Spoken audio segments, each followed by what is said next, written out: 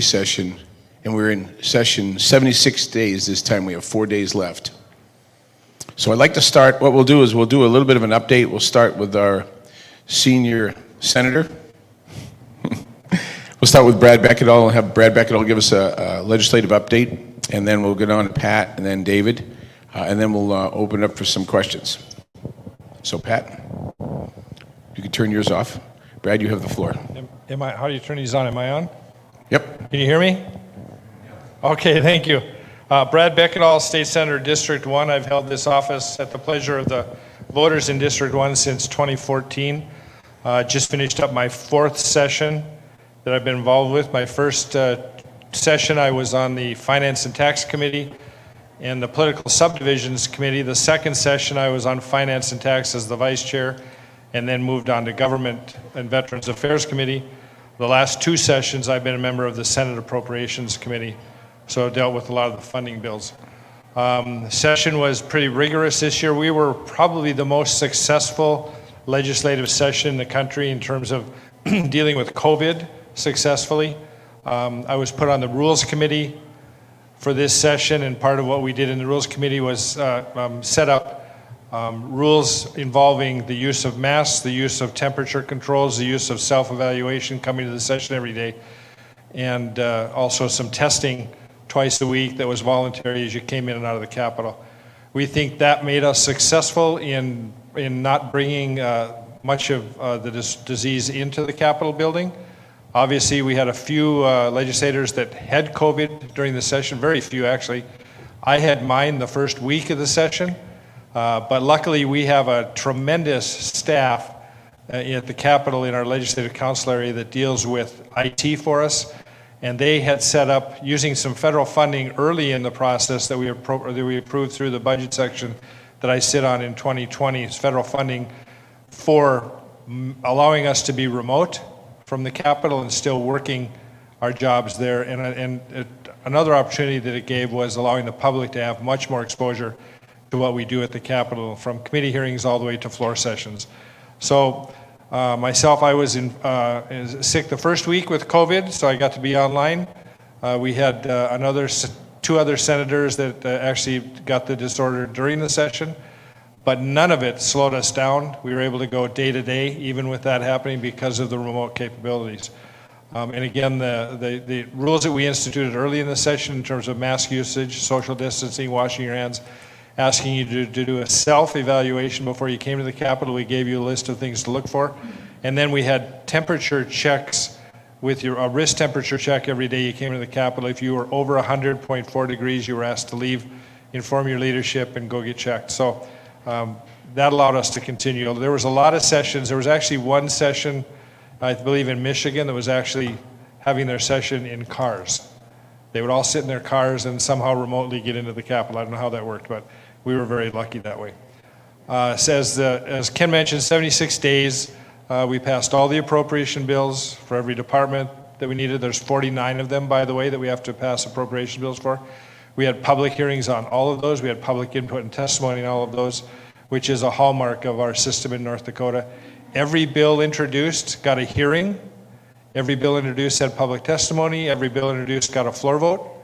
If it didn't pass your chamber, it was dead at that point. If it passed, it moved to the other chamber for another set of public hearings, public testimony, and floor votes. Ultimately, we had about 900 bills introduced in the session, which is about average. We had about 505 that actually, at the end, had passed into both chambers for another review. So in 80 days, we were dealing with roughly 10 bills a day. By the end, we were dealing with, do the math, it's about 80 days, 500. That turns out to about 6 to 7 per day. The pace slows down, as you can well imagine, towards the end of the session, because if the bills have made it through the first chamber into the second chamber, there's another review process there that just takes more time. And they're obviously more critical bills if they've made it through the first chamber. So I think it was a very successful session. We had great leadership in both the House and the Senate, and I think everybody was very pleased with what happened. A tiring process, glad it's over, but I tell people all the time, as busy as session is, I think the 3 of us are actually busier outside of session before the next one, because this is where the work begins for the next session. If you're not busy now getting ready for the next session, you'll be too late when we hit the floor again. So appreciate all the support.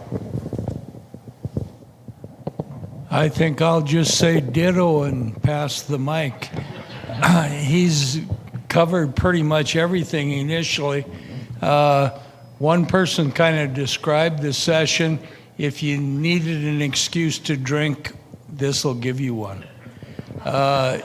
It didn't seem to flow as smooth as what has been in the past, but I think everybody was concerned with the COVID, and we didn't get the personal contact that we had been used to, although I will say that the visual connection for the participants in the communities was good. You got away from the windshield time. You didn't have to come to Bismarck, although this year would have been a good year to drive because the roads were great.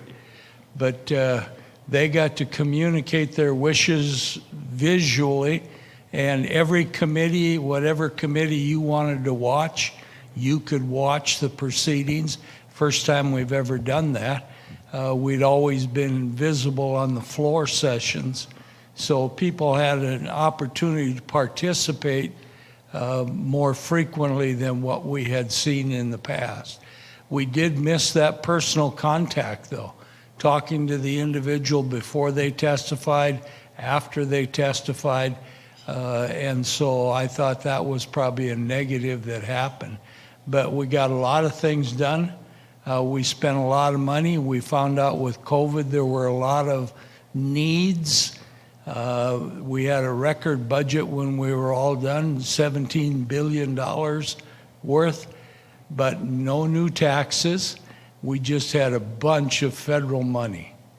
And the issue then became who was going to make the decision as to how the money was going to be spent, the governor, the executive branch, or the legislature. So that got to be a little contested.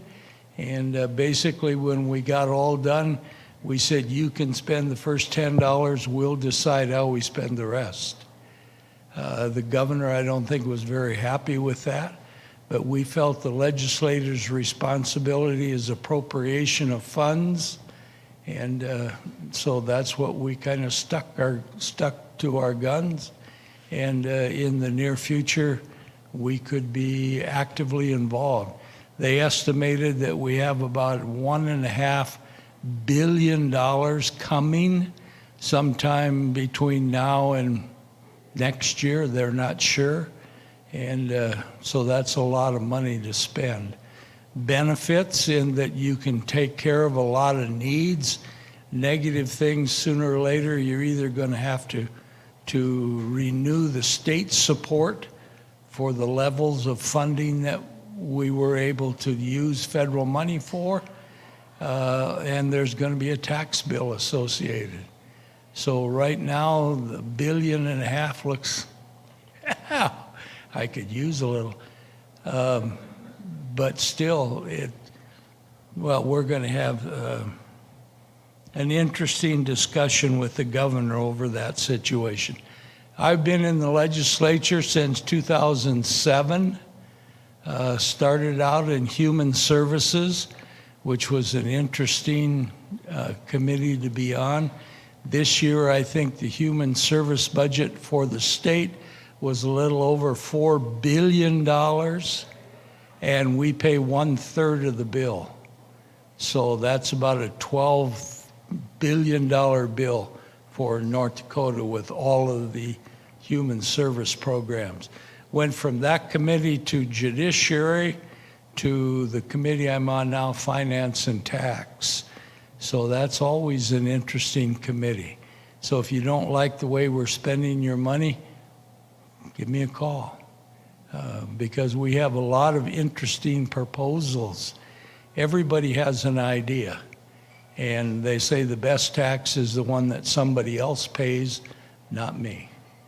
But the Finance and Tax was a challenging committee, and you don't get all the things that you want to see done, and the ones that you think are critical, not everybody thinks that way. So it was an interesting year. I don't think I would care to run a legislative session like this again. Thanks. David Richter, I'm the junior representative. This is my second session. One of the difficult things about being the junior among this crew is I have to pay real careful attention so I don't repeat everything that they've already just said. This year was my first year on the Education Committee, and for those of you who know, I've been in education all my life, and I got to be on the Education Committee this year, which was a very rewarding experience. Looking at the session, just to kind of show how things work, Legislative Council kept track of all the video hits that every committee hearing got, every floor session got, everything got. And so they would put out a regular at the end of the week how many people viewed particular hearings, so you could kind of gauge a bit of an interest on it. The one I wanted to share, just to give you an example, is sitting on the Education Committee, we heard a bill that was a little bit contentious, and when that hearing got over with, we went right into the next hearing. And so you have 14 people in the committee room with their laptops and their cell phones, and everybody's got their little dingers on. And for about the next 10 minutes into that next hearing, we didn't really hear any of the testimony because everybody's computers were just going boom, boom, boom, boom, boom, boom, boom. And you look down and you got like 55, 60 emails that have come in regarding the bill that you just heard a hearing on, which was something that was a little different getting used to. And also we'd get emails from other committees right away saying, don't vote for this. It's like, I don't even know what you're talking about, but they had sat in on the hearing for that particular committee and then sent you a response almost right away, even though you're sitting in a different committee and somebody put an amendment on a bill in a particular hearing for some, and so, you know, we were getting told to vote for things or asked to vote against things, and hadn't even had time to really figure out what it was that we were being asked to do at that point in time. So I think it was a very good session. We passed a lot of good bills. As we go through, we passed a series of bills that actually will fundamentally change how education can be delivered in the state of North Dakota. It's a very exciting thing, and we passed a few other things in agriculture that provide some opportunities in ag that will be very beneficial to areas of the state as we go through with value-added agriculture. So those are just a few of the things, but there was a lot of good legislation that was passed this session. It was a very long session, but it was interesting. I'll just leave it with that. Thank you. Thank you, David. And, you know, this is your second session, so you learned a lot, just like drinking out of a fire hydrant the first session. But from what we're hearing, you did an outstanding job, and you acknowledged everything you need to do, and you got it done quicker and faster and turned it around. And from what I hear, the education that you're able to share your experience with them, from Christian Baisley, everyone's thankful that you're a part of that process. Thank you. It was a good experience being on that committee and being able to have an understanding of what the bills were that others, and being able to explain that in the committee meeting to let people know, well, this is what that really means. This is what they're looking at here. Because especially when you come to the funding formula and things of that nature, the education funding formula is an extremely complicated formula. And a lot of people get the impression that it's something it's not. For example, the state has determined that to educate a student should cost $10,186. And so people think, well, the state gives the school district $10,186 for every student. It's like, no, that's not how it works. When you look at the state funding, the local funding, the property tax funding, any special funding that comes in, at the end when you add it all up, that comes to $10,186. And what the state really does is they add up all of those other funds first, and subtracts that from the 10,186, and then that's what the state actually pays for education per student. So you have some school districts, the Williston School District is right in that 69, 70% state funding. But you have other school districts that are in the 40% funding. There are not very many that are really over the 75% of their funding comes from the state. So there is still a lot of local input and local dollars that go into funding education to get it to that rate that the state says. I probably answered that question or talked way too long, but. No, you proved my point. You proved my point because you went down there and you were able to share them the experience and knowledge you have today and help them. So thank you for doing that. Brad would like to go over some bills that we covered during the session, some highlights. Thank you, Ken. And before I do, I just want to say that the team we have up here really has a lot of complementary assets. As you know, I'm on appropriations. Pat covers political subdivisions and finance and tax for us in the House. David covers education and agriculture in the House.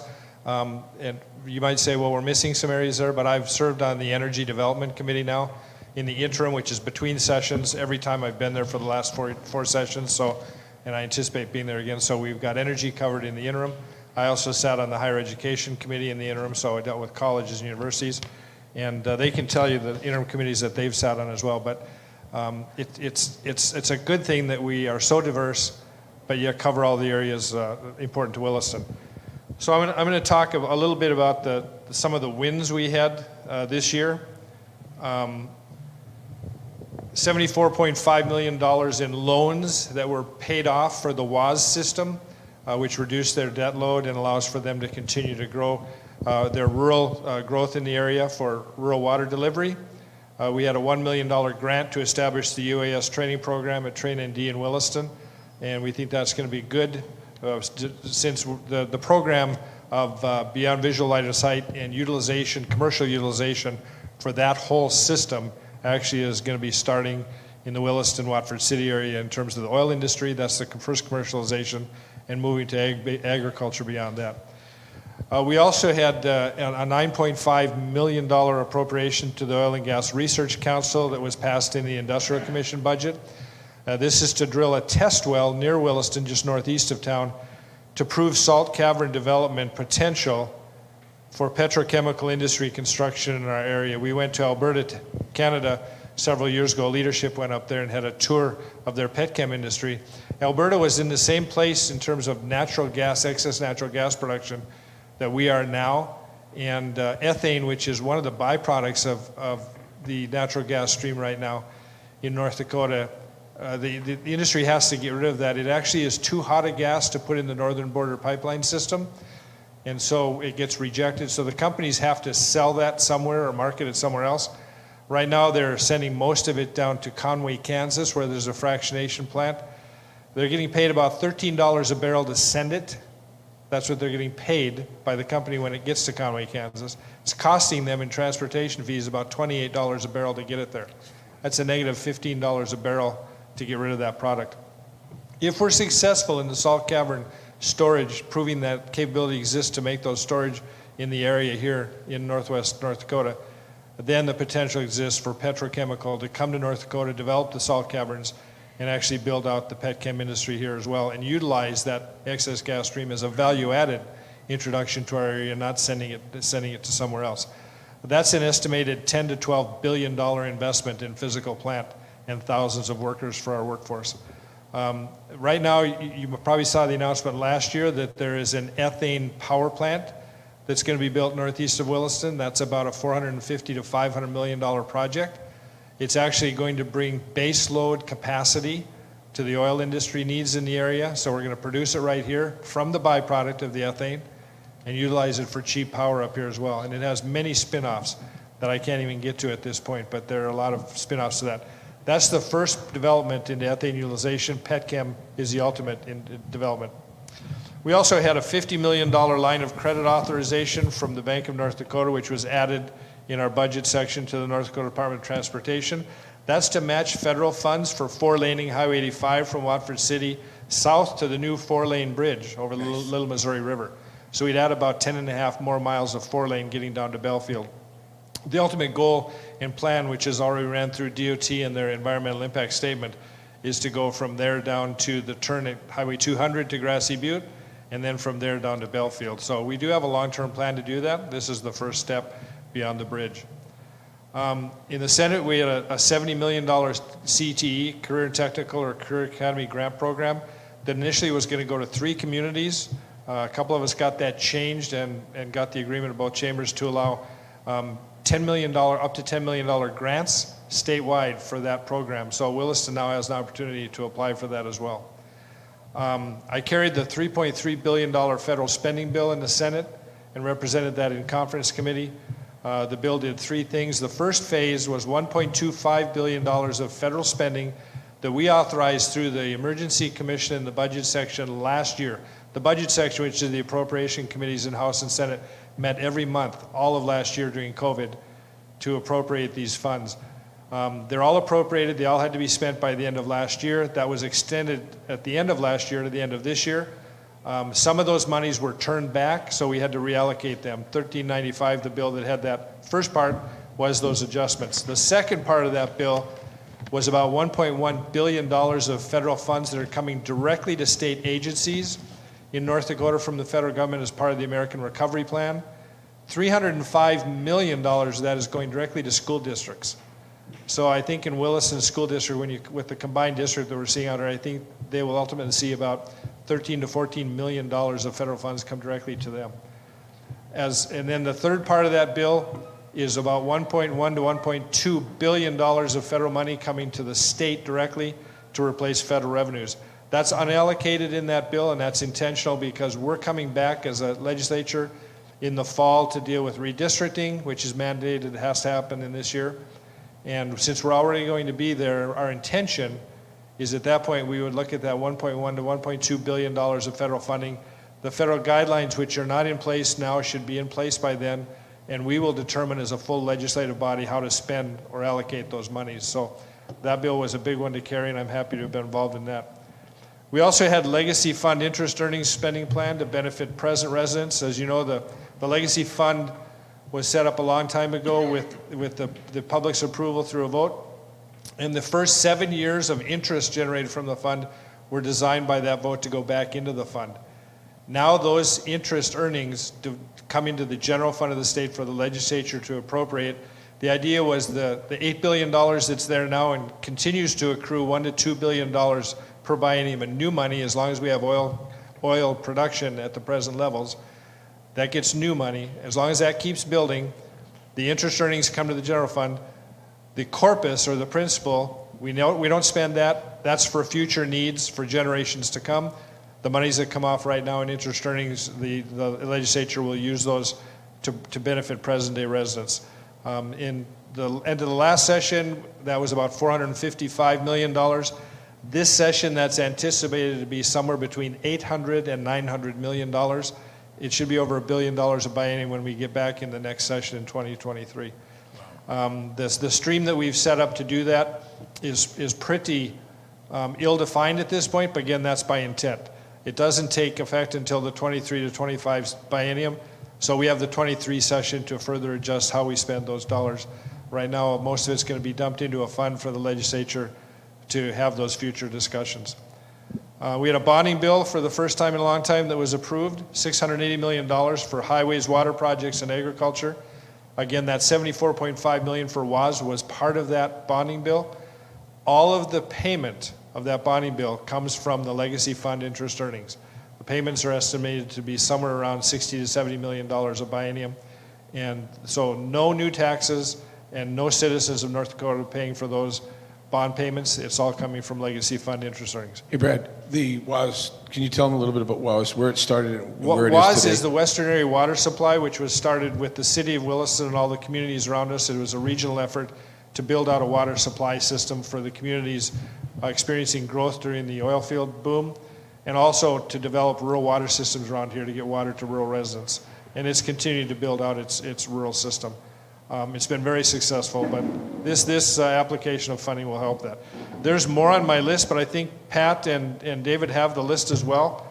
So I ended up at the property tax reduction. So Pat, I'll let you take over from there.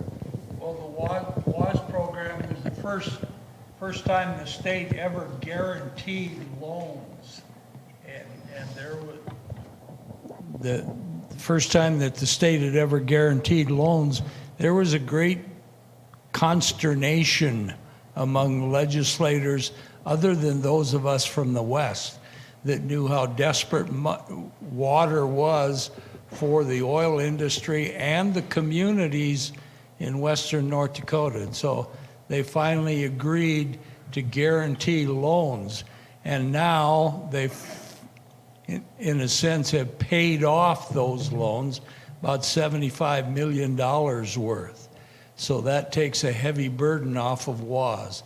If you take a look in the communities of western North Dakota, I don't know where we would have been if we had not had that water system. It was absolutely critical.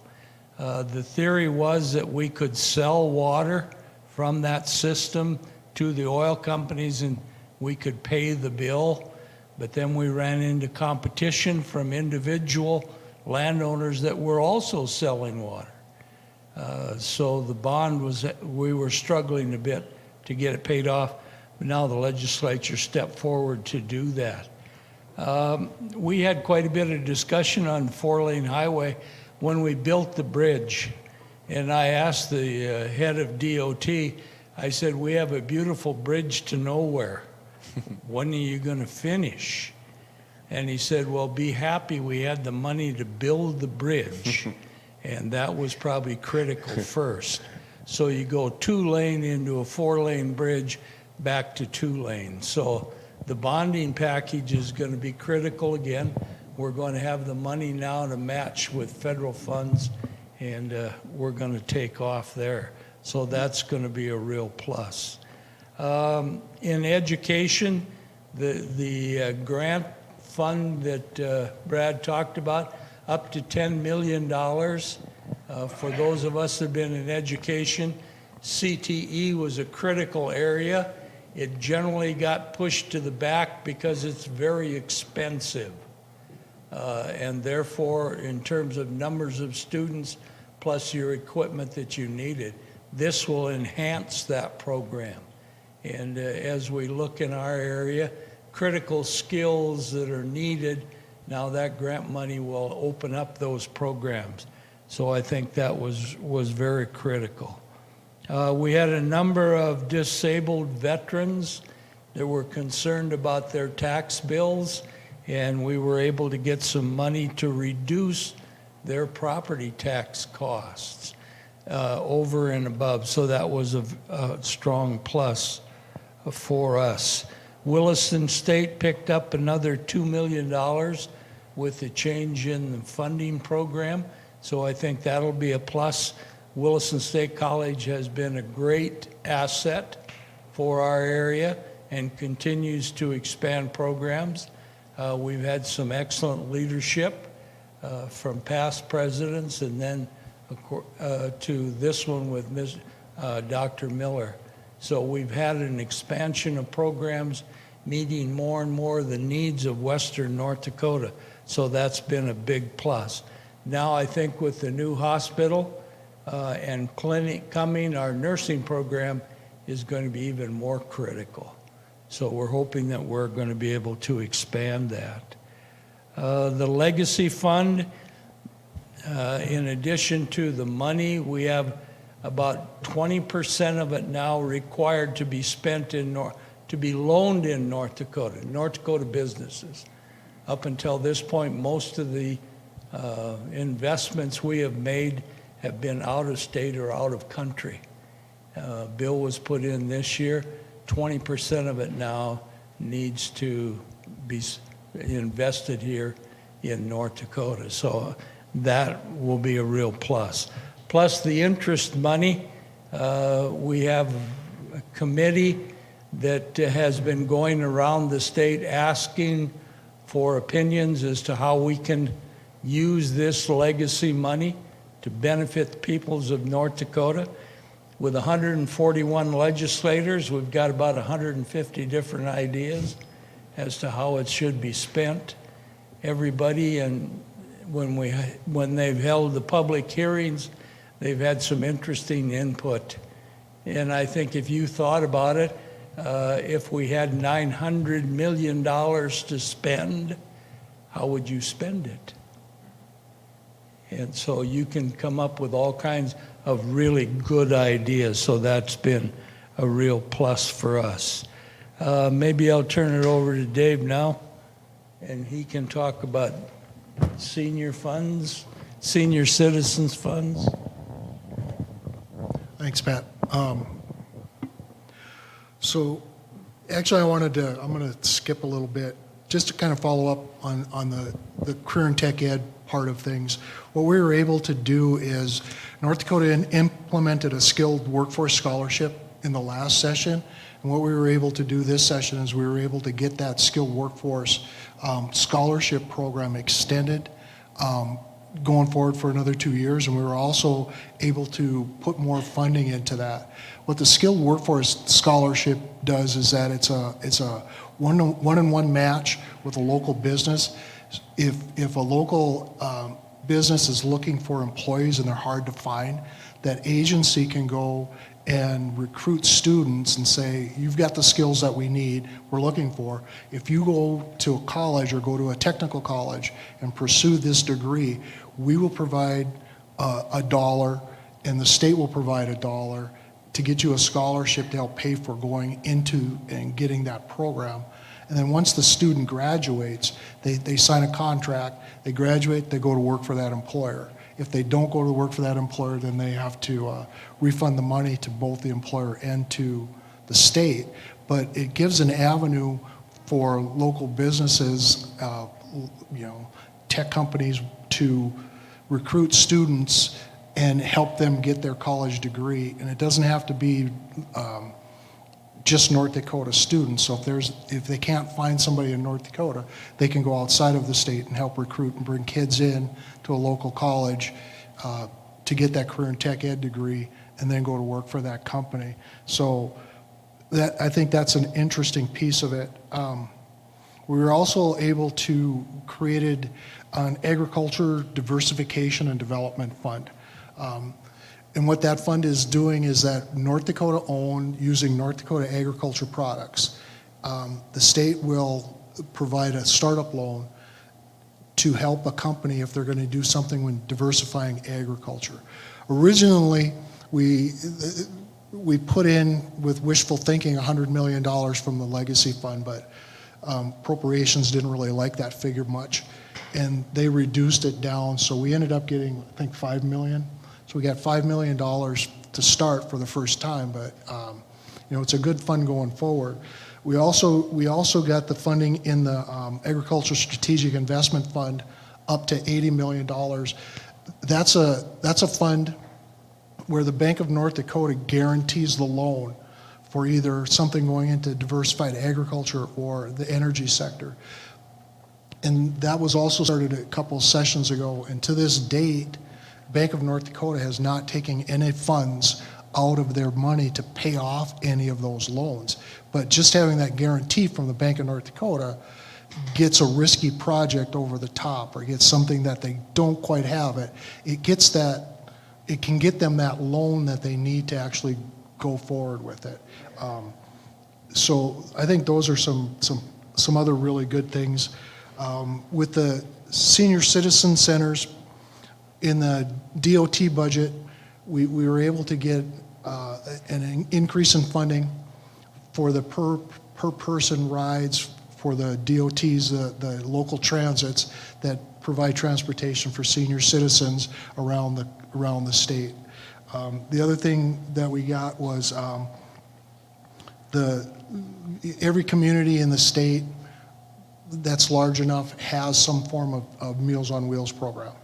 And that funding also comes through, part of it comes through the state, part of it comes through federal fundings. And that program hadn't seen an increase in their per meal rate for 15 years. So if you can imagine, for those of you guys who go to a restaurant, it'd be nice to go to the same restaurant that you did in 2007, get that hamburger for the same price you paid for it in 2007. So we were able to get that rate up to help out those Meals on Wheels programs throughout the state to help senior citizens. And then the senior citizens organizations now will have full tax exempt status around the state with state income tax. Because you look at a lot of those organizations and most of them are getting their funding either from donations, from state funding, federal funding. It's tax money anyway. And so now they're able to keep that tax and use it back onto the citizens. Can I talk about the education stuff? I'm just going to talk about that education stuff because I'm kind of really excited about that. We fundamentally were able to change the way education is going to work in North Dakota. And it was the first session that I was in, you go in on your first day and you don't know anybody, you really don't know anything. And like Ken said, it's like somebody stuck a fire hose in your face and you're just trying to survive. But you go in on the second session and now you know what's going on, you know who's got bills going. And so you can be part of putting together programs and bills. And what we were able to do is, you know, when we all in here went to school, we had to go to algebra class for 45 minutes, and we had to do this assignment. And then when we got done, we either got an A, B, C, D, or some of us didn't even get one of those. And then you had to do the same thing over the next semester. You go from class to class to class, and then at the end, so when you take that seat time and you take that grade, that's called a Carnegie unit. It's been in place in the United States for like 150 years. Hasn't changed. Well, through a series of different legislative bills, we were able to give school districts the opportunity to do away with using the Carnegie unit. They can use competency-based learning. So as soon as a student completes a skill, they can move on to the next skill. One of the things I kind of remember was in my high school math class, we had a kid in there that would blow out the assignment in like 5 minutes. And then the rest of us would sit in there and try to get it figured out for the rest of the hour. Well, that kid had to sit there for 40 minutes while the rest of us tried to figure out what was going on. Under this new program, if that student can do that, then they can move on to the next class. They can move on to the next subject. And it's all based on they completed it and they understand it. Instead of getting an A or a B or a C, it's you have a mastery of it, you can move on, and it can apply to anything. The other bill that goes with it is you can learn your math skills. If you take a class in electronics, you can learn your math skills in electronics. If you can learn your reading skills in your history class. And so a school district can set up that you can acquire those skills. It doesn't necessarily have to be in senior English. It can be in a history class learning primary sources, is where you can learn to read. Where you get those skills is not defined by sitting in English class for 45 minutes or 50 minutes. It's you have the skills, you got them someplace. Add on to that the alternative education programs, which allows a student to go into a career choice in school. They don't have to be in school for 6 hours a day. What they can do is they can take classes in the morning, and in the afternoon they can go to work for an architectural firm, or they can go to work for the city, or they can go to work for a business, and they can acquire some skills where they're doing that. And then they can get credit towards their high school graduation, whether it be an alternative. But when you go back and look at math skills, for example, if you get a job, an internship or a job after school or during school at a bank, and you're working on your math skills, you're meeting those requirements to get those math skills. And we changed integrated math we put integrated math in as an acceptable skill. And what integrated math is it's just applying the math. So if you know geometry, you guys all maybe took a geometry class, and have you ever really used your geometry since you took geometry class? Integrated math is you use the geometry. Show me that you know what it means, design something. And you can get that in the classroom, you can get it in an electronics class, you can get it in working as for some firm in town. So putting all of those things together, I get excited because I've not been a fan of the Carnegie unit for a long time. But now we have that in place in the high school, and when we look at locally with the academy that our school district has started, once those kids get out of the 8th grade, our school now can put these programs into their high school and just continue it on and have that mastery level success as they move forward into their high school, and they can graduate using competency-based education instead of the Carnegie unit.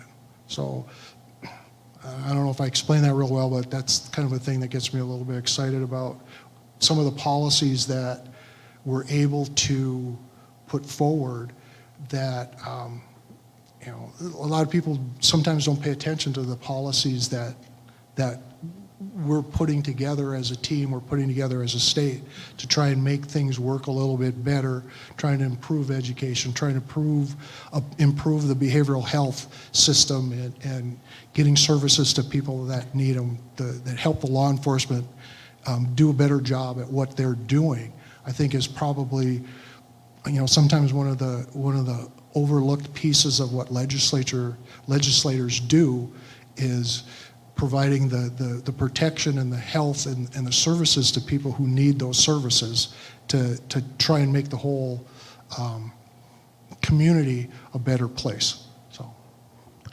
David, you did a good job of wrapping that up. Education, huge win, and it changed the dynamics of how it rolls out today compared to what it was.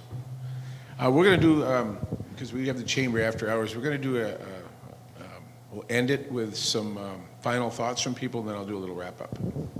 We'll start with, let's start with David. I think I kind of just did.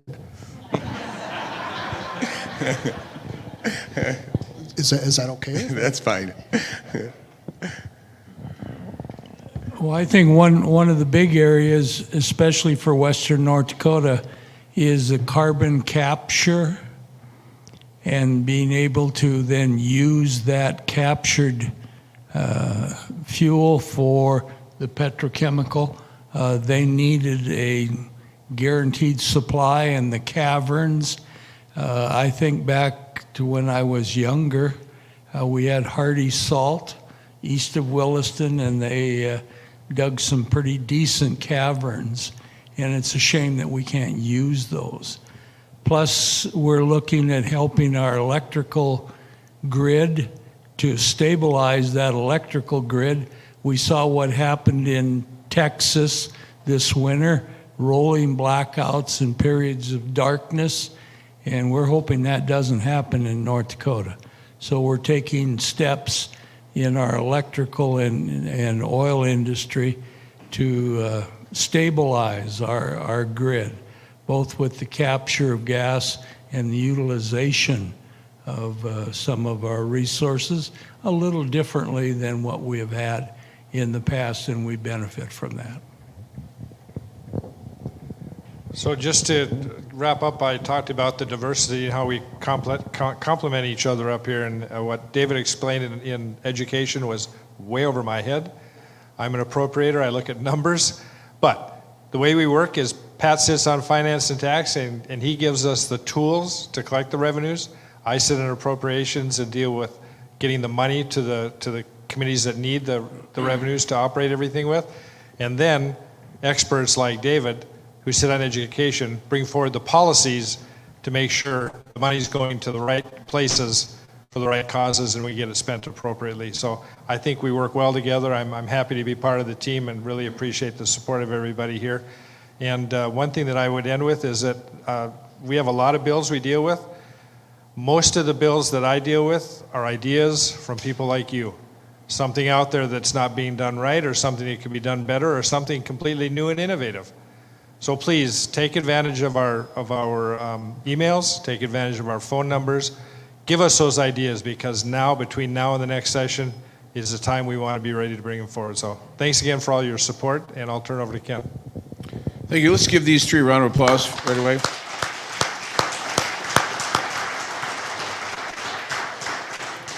You know, it's today's critical.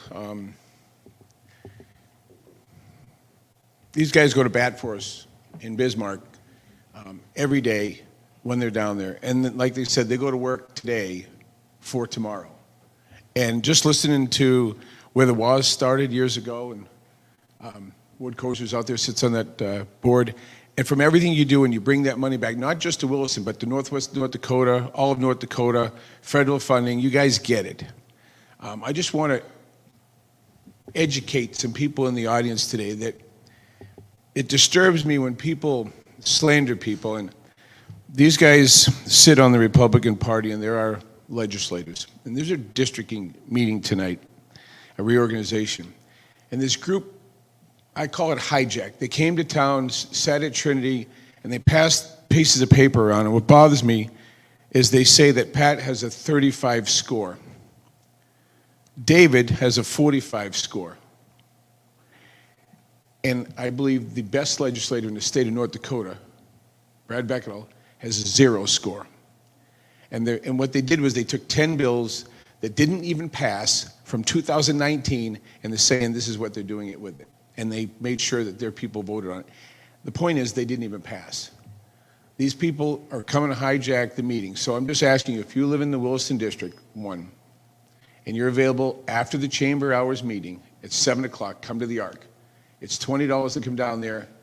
We want these 3 people to work for us. So if you need any information, we're there. All 3 of them have done a wonderful job, and we continue to support them. So thank you again for tonight. Sean?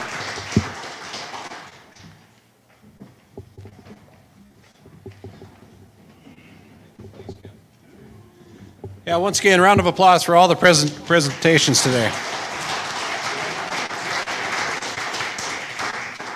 Okay, we're going to get kicked off here real shortly with the Williston Chamber of Commerce Business After Hours. Again, we're pretty excited to see some things that we talked about a bit today with, and really it was all things economic development for us. So as I say, we're back in the game, onward and upward. So everybody have a good evening. Enjoy yourself at the Chamber Business After Hours.